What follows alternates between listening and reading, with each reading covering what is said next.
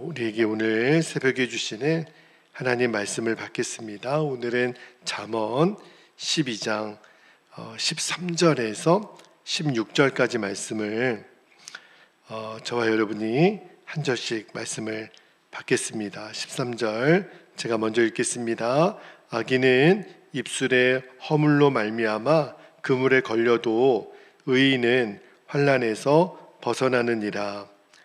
사람은 입의 열매로 말미암아 복록에 족하며 그 손이 행하는 대로 자기가 받느니라. 15절 미련한 자는 자기 행위를 바른 줄로 여기나 지혜로운 자는 권고를 듣느니라.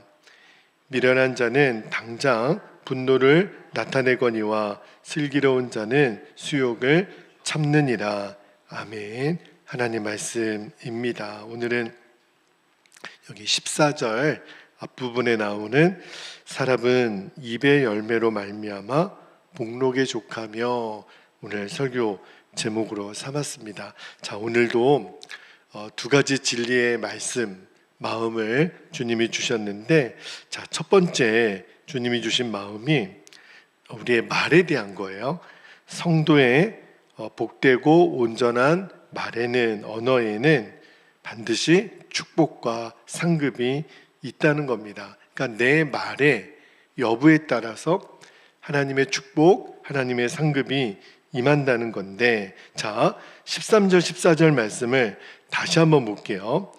악인은 입술에 허물로 말미암아 그물에 걸린다, 그렇게 돼 있죠. 의인은 환난에서 벗어나느니라.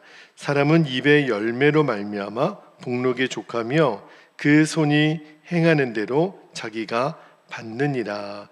여기 13절에 보니까 악인의 특징을 입술에 허물이라고 돼 있죠. 근데 원어에는 입술에 범죄라고 돼 있습니다. 그러니까 사람은 내가 하는 말에 따라서 그 대가를 치르게 된다라고 하는 것을 경고하는 거예요. 그런데 의인은 여기 사람은 입의 열매로 말미암아 복록에 족한다.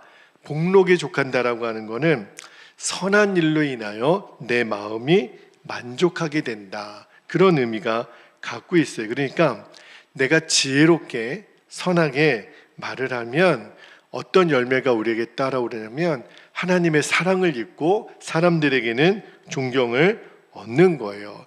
여러분, 사람이 능력 차이가 있으면 우리가 아무래도 일을 잘하는 사람에게 박수를 보내고 아우 대단하다. 그런데 비슷한 능력이 있다 하더라도 어떤 사람을 우리가 존경하냐면 그 말에 지혜가 있는 사람, 말이 선한 사람, 그죠? 그러니까 내 말이 지혜롭고 선하면 사람들에게 인정과 존경을 받게 된다라는 거예요. 그러니까 말이 악한 자, 악인은 그 입술의 죄 때문에, 여기 보니까 그물에 걸린다 그랬잖아요. 그러니까 그물에 걸린다라고 하는 거는 난감한 일을 만나는 거죠. 꼼짝 못하는 일을 만나는 거죠. 그러니까 망하는 선택을 하는데, 대조적으로 말을 지혜롭게, 우리 잠언을 보면 굉장히 말에 대한 이야기가 많죠. 잠언뿐만 아니라 우리 속담에도 또 어떤 가르침에도 우리가 어른들로부터 어렸을 때부터 많이 듣고 자랐던 게, 사람은 말이 많으면 쓸 게 없다, 이런 말을 정말 많이 듣고 자랐던 것 같아요. 그러니까 말 조심해라, 함부로 말하지 말라. 그리고 우리가 이제까지 잠언을 읽어오면서 아마 여러분이 좀 죄송한 표현이지만 이제는 좀 진리다 할 정도로 이 말에 대한 말씀이 너무 많이 반복이 돼요. 저도 말씀을 묵상하다가 이 말에 대한 이야기를 또 해야 되나 할 정도로 그냥 지나가고 싶은데, 그래도 제가 이 강해 설교는 연속 설교라 할 수만 있으면 모든 절을 빠뜨리지 않으려고, 특히 잠언 같은 경우는 이렇게 스토리로 되어 있지 않고 각 절마다 주시는 그 의미가 너무 명확해서 빼뜨릴 수가 또 없는 그런 단점이 있어요. 어쩔 수 없이 이 말에 대한 이야기를 제가 잠언을 쭉 설교해 오면서, 야, 이렇게까지 말에 대한 이야기를 이렇게 많이 하실 수가 있을까? 근데 이 잠언을 솔로몬이 기록했다고 보는데, 솔로몬이 인생을 살아보니까 그가 왕이었잖아요. 수많은 사람들을 만났거든요. 그런데 사람들이 하는 말로 인해서 그가 하나님의 사랑과 사람의 존경을 입지만, 또 말로 인해서 스스로 자기 불행을 자초하는 사람들을 너무 많이 본 거예요. 그래서 이 말이 얼마나 중요한가를 솔로몬이 강조 안 할 수가 없었던 거예요. 예수님도, 여러분, 우리 예수님도 이 말에 대해서 정말 말 조심해야 되고 함부로 말하지 말라는 것에 대해서 우리 예수님도 많이 강조를 하셨는데, 자, 그 중에서 산상수훈의 5장 22절을 한번 볼게요. 22절에 보면 예수님 뭐라고 말씀하셨냐면, 나는 너희에게 이르노니 형제에게 노하는 자마다 심판을 받게 되고, 형제를 대하여 라가라, 라가라고 하는 거는 바보 멍충이 그런 뜻이에요. 라가라 하는 자는 공회에 잡혀 가게 되고, 미련한 놈이라 하는 자는 지옥불에 들어가게 되리라. 이게 한결같이 말에 의하여 저지르는 죄예요. 함부로 말하는 것에 대해서 누군가를 향하여 저주하고 화내고 내가 욕하고, 이게 지옥불에 들어가는 죄라고 하는 거예요. 그러니까 함부로 말하는 것에 대한 대가가 얼마나 가혹한 건지를 기억하라는 거죠. 그런데 저를 포함해서 다른 사람 말할 것도 아니에요. 제 자신을 포함해서 오늘날 너무 많은 사람들이 말을 너무 함부로 하는데, 함부로 할 뿐만 아니라 입에 담기도 조차 민망할 정도로 우리의 말이 너무 유치해졌어요. 너무 저속해졌어요. 여러분, 요즘 아이들 말하는 거 잘 들어보면 어른들은 아이들 말하는 거를 알아듣기도 이제 힘듭니다. 이렇게 요즘은 함축어라 그래가지고 문장을 길게도 말 안 해요. 그것까지는 좋아요. 그런데 요즘 아이들 말하는 걸 잘 들어보면 욕이 빠지면 말이 안 돼요. 아이들 말이 굉장히 거칠어졌습니다. 근데 왜 그렇게 됐냐면, 텔레비전 보는 게 그래요. 유튜브에서 나오는 이 모든 영상들이 얼마나 말이 거칠고 저속하고 아주 그냥 말도 안 되는 이야기들을, 그러니까 그게 여러분 계속 우리가 영향을 받는 거예요.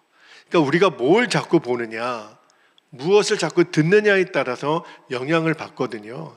여러분, 어떤 일이 있더라도 함부로 말하고 욕설을 하고 거칠게 말하고 과격하게 말하는 것은 절대로 하나님의 방법이 아니에요. 그래서 저는 할 수만 있으면 절대로 설교를 할 때나 또는 이렇게 강의를 할 때나 절대로 반말을 하지 않습니다. 여러분, 함부로 말하는 거, 이거 굉장히 위험한 거예요.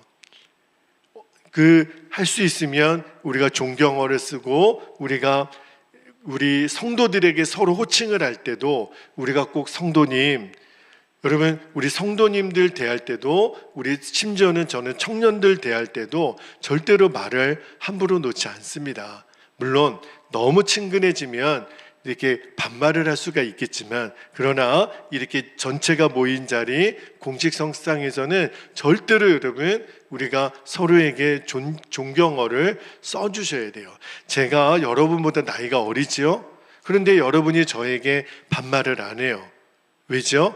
우리가 교회 안에서 서로에게 존경하기로 하는, 우리가 서로를 존중하기로 하는, 우리가 하나님의 그 질서에 의해서 우리가 서로에게 존중어를 쓰는 것처럼, 여러분, 이 말이라고 하는 것이 남녀노소 시대를 불문하고요, 이 파급력이 굉장해요. 그런데 이 저속한 말이, 쌍스러운 말이, 함부로 하는 말, 반말, 저주하는 말, 이게 내 삶을 지배하면 결국은 그가 하나님의 심판을 피해갈 수 없다라는 거예요. 그래서 예수님이 마태복음 12장 37절에 뭐라고 말씀하셨냐면, 보세요. 내 말로 의롭다함을 받고 내 말로 정죄함을 받으리라. 정말 한마디 말할 때 두 번 더 생각하고, 그죠? 내 말로 인해서 정죄를 받게 된다고 했으니 하나님, 제 입의 말이 정말 덕이 되고 복이 되고 사람을 살리고 또 위로하고 격려하고, 그죠? 여러분, 내가 하는 말이 그대로 내 삶이 된다라는 것을 절대로 잊지 않게 되기를 축복합니다. 두 번째 주시는 마음이에요. 두 번째는 교만에 대한 이야기를 좀 할 건데, 우리 인생을 가장 그르치고 악하게 만드는 태도가 바로 교만입니다. 이 교만이 참 무서운 건데, 자, 15절 말씀을 볼게요. 15절에 보니까 미련한 자는, 보세요, 어떤 특징이 있냐면 자기 행위를 바른 줄로 여기나. 그러니까 이 교만한 사람은 자기만 옳다는 거예요. 반면에 지혜로운 자는 권고를 듣느니라. 그러니까 겸손한 사람은 남의 말을 잘 경청하는 사람이라는 거죠. 자, 여기 보면 미련한 자와 지혜로운 자의 기준이 그가 일을 잘한다거나 어떤 탁월함이 있다거나 그걸로 이야기하지 않았어요. 사실은 여러분, 지혜로운 자나 여기 본문에 나오는 미련한 자나 인간은요, 능력으로 보면 다 거기서 거깁니다. 사람이 가지고 있는 능력이 그렇게 별반 차이가 나지 않아요. 여러분, 100m 달리기를 아무리 잘한다고 해도 10초 이상은 걸리는 거예요. 뭐 순식간에 내가 1, 2초에 100m 달리기를 할 수는 없는 거죠. 그러면 지혜로운 자, 그 다음에 여기 미련한 자의 기준이 뭔가, 여기 보니까 오늘 성경에 내 행위가 다 바르지 않구나, 내가 아는 것이 다 정확하지 않구나 하는 것을 인정하는 태도. 그러니까 내가 틀릴 수도 있어, 내가 아닐 수도 있어, 내가 오류가 있을 수도 있어, 내가 내 부족함을 얼마만큼 인정하느냐, 그거를 인정하는 사람을 오늘 성경은 지혜로운 자고, 그거를 인정하지 않는 자, 나만 옳아, 내 행위만 봐라, 이런 사람은 성경을 뭐라고 했냐면 미련한 자다. 그러니까 미련한 자는요, 절대로 다른 사람의 말을 듣지 않아요.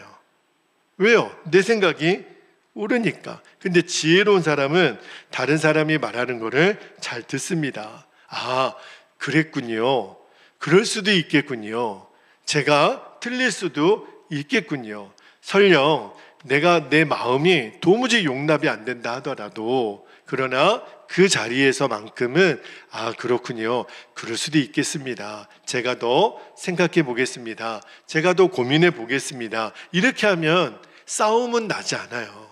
왜 우리가 싸움이 나고 왜 우리가 관계가 어려워지냐면 나만 옳은 거거든요. 내 생각에만 옳다고 생각하면 절대로 다른 사람의 말이 들리지가 않아요. 그러니까 성경이 말하는 겸손과 교만의 차이, 그게 뭐예요? 미련함과 지혜로움의 차이라는 거예요. 그래서 누가복음 18장에 보면 굉장히 겸손한 사람과 또 미련한 교만한 사람의 대표적인 차이를 예수님이 성전에서 올라가서 기도하는 바리새인과 세리의 기도를 가지고 말씀하신 적이 있어요. 여러분, 누가복음 18장 올라가서 기도했던 두 사람 중에 바리새인은 뭐라고 기도했는지 아십니까? 자, 누가복음 18장 11절 12절을 볼게요. 이렇게 기도합니다. 바리새인은 서서, 앉지도 않아요, 일어나서 따로 기도하여 이르되, 하나님이여, 나는 다른 사람들 곧 토색, 불의, 간음을 하는 자들과 같지 아니하고 이 세리와도 같지 아니함을 감사하나이다. 옆에 세리가 있었다는 거죠. 12절에 나는 일해에 2번씩 금식하고 또 소득의 11조를 드리나이다. 이렇게 기도를 했다는 거예요. 바리새인의 기도를 잘 보면 사실은 굉장히 바른 생활 사나이죠. 율법을 다 지켰다는 거예요. 그런데 이 바리새인의 기도와 달리, 자, 그 다음에 나오는 13절 말씀을 볼까요? 세리의 기도가 나와요. 자, 세리의 기도는 어떻게 기도했냐면, 보세요. 세리는 멀리 서서 감히 눈을 들어 하늘을 쳐다보지도 못하고 다만 가슴을 치며 이르되 뭐라고 기도하냐면 하나님이여 불쌍히 여기소서 나는 죄인이로소이다 하였느니라. 여러분, 세리는 당시 이스라엘 백성들에게 손가락질 당했던 사람인 거 아시죠? 왜냐하면 자기 동족의 피를 빨아먹고 사는 사람의 대명사가 세리였어요. 그러니까 죄인 중에 죄인이 세리였죠. 물론 사람마다 개인차가 있겠지만 사람들에게 멸시당했던 사람들 중에 하나가 세리였기 때문에 아마 이 누가복음 18장에 나오는 이 세리도 스스로 알았던 것 같아요. 내가 죄인이라는 거를. 그런데 율법적으로 보면 너무너무 완벽했던 바리새인, 너무너무 흠이 많았던 세리, 그 두 사람이지만 예수님은 어떤 결론을 내리셨냐면 이어지는 14절을 볼게요. 14절에 보니까 내가 너희에게 이르노니 이에 저 바리새인이 아니고 이 사람은 누구예요? 세리죠. 이 세리가 의롭다 하심을 받고 그의 집으로 내려갔느니라. 그러면서 예수님 말씀하시기를 무릇 자기를 높이는 자는 낮아지고 자기를 낮추는 자는 높아지리라. 여러분, 이 표현을 꼭 기억하셔야 돼요. 바리새인과 세리의 기도가 끝난 다음에 예수님은 교만과 겸손에 대한, 내가 아무리 배웠어도 능력이 많아도, 내가 나이가 설령 더 많다 하더라도, 아는 것이 많다 하더라도 이 교만은요 자기 스스로 어리석은 사람으로 만들어 버리는 거예요. 하나님은 그를 절대로 의롭다고 말씀하지 않으셨다는 거예요. 그러니까 내가 가지고 있는 모든 좋은 것들을 휴지 조각으로 만들어 버릴 수 있는 게 교만인 거예요. 그러나 겸손한 사람, 물론 세리가 당시 사람들에게 손가락질을 당했을지는 모르겠지만 이 세리에는 어떤 마음이 있었냐면, 맞습니다 주님, 제가 죄인입니다. 저는 감히 얼굴을 들고 기도할 수도 없는 사람. 그러니까 자기 자신을 낮추는 거예요. 내가 부족한 것이 많아도, 내가 배우지 못했다 하더라도, 능력이 없더라도 겸손한 사람은요 절대로 다른 사람의 멸시의 대상이 되지 않습니다. 왜 그렇죠? 그 사람은 긍휼을 입어요. 여러분, 내가 잘났다고, 내가 다 할 줄 안다고 하는 사람은 다른 사람으로부터 긍휼을 여김받지를 못합니다. 그러니까 똑같은 상황에서도요, 누가 긍휼을, 내가 알아요, 내가 그런 거를 경험해 봤어요, 먹어도 봤어요, 거기 뭐 장소에도 가봤어요. 그러나 알아도 모르는 척, 그리고 앞에서 누가 이끌어가는 사람에게 내가 마치 알아도 처음 와본 것처럼, 처음 내가 먹어본 것처럼 그 나를 인도해 준 사람에게 그렇게 감사하고 표현한 사람이 진짜 지혜롭고 겸손한 사람이에요. 근데 교만한 사람은 어떻게 반응하냐면 내가 다 봤다는 거예요. 내가 다 먹어봤다는 거예요. 내가 그거 다 안다는 거예요. 그 사람은요 결국은 나중에 누군가로부터 긍휼히 여김을 받지를 못해요. 똑똑하다는 이야기는 들을 수 있을지 모르겠지만, 그러나 결국은 하나님으로부터도 그는 의롭다 인정을 못 받는다라고 오늘 성경은 얘기하죠. 오히려 제가 잘 모릅니다. 제가 저의 경험이 너무 일천합니다. 그리고 나의 부족함을 인정하는 거예요. 근데 놀라운 거는 하나님은 허남의 은혜가 나의 부족함을 인정하는 사람에게 은혜로 채워주신다는 거예요. 그래서 오죽했으면 겸손으로 허리를 동이라 이렇게 말씀하셨을까? 그러니까 교만이 이만큼 무서운 죄예요. 말씀을 묵상하면서 주신 마음이, 이 교만이 대표적인 내 죽지 않은 자아의 본성이거든요. 참 사람은 참 재밌어요. 조금만 내가 알고 조금만 뭔가를 누리고 그러면 누군가 위에 왜 이렇게 위에 서려고 할까? 그죠? 영어로 누군가를 이해하다 라고 하는 단어가 understand라고 하는 단어가 있거든요. 그러니까 누군가를 이해할 때 그 understand가 뭐냐면 내가 아래에 서겠다는 거예요. 내가 알겠습니다. 이 말은 내가 당신 아래에 서겠습니다. 이 뜻인 거예요. 그 사람이 이해력이 있고 그 사람이 겸손한 사람이고 하나님 앞에 긍휼히 여김을 받는 사람. 그렇구나. 여러분, 오늘 하루 여러분이 살아가면서 가족들을 만나고 이웃들을 만나고 또 직장에서 동료들을 만나고 많은 사람들을 만나겠죠.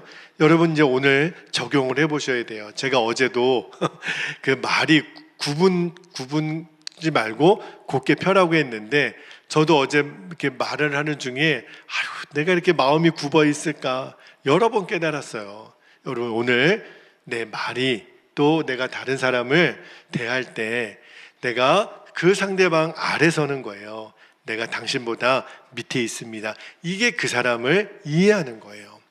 그 태도로 오늘 우리의 가족을, 우리의 이웃을, 우리 직장에 있는 동료들을 한번 대해 보세요. 하나님이 우리를 긍휼히 여기세요.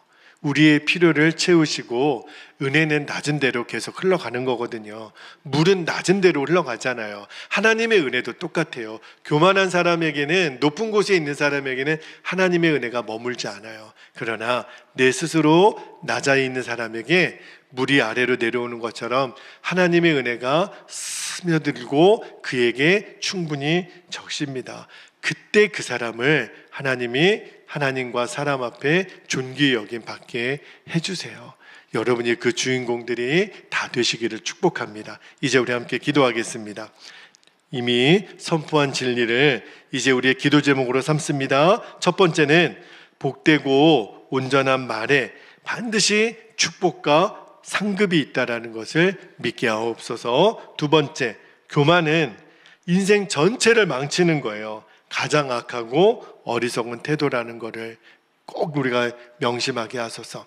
물이 아래로 흐르는 것처럼 하나님의 은혜는 겸손한 자에게 임한다라는 것을 잊지 않고, 이 시간 허락하신 기도 제목을 붙잡고 주님의 이름을 간절히 부르시고 통성으로 기도하겠습니다.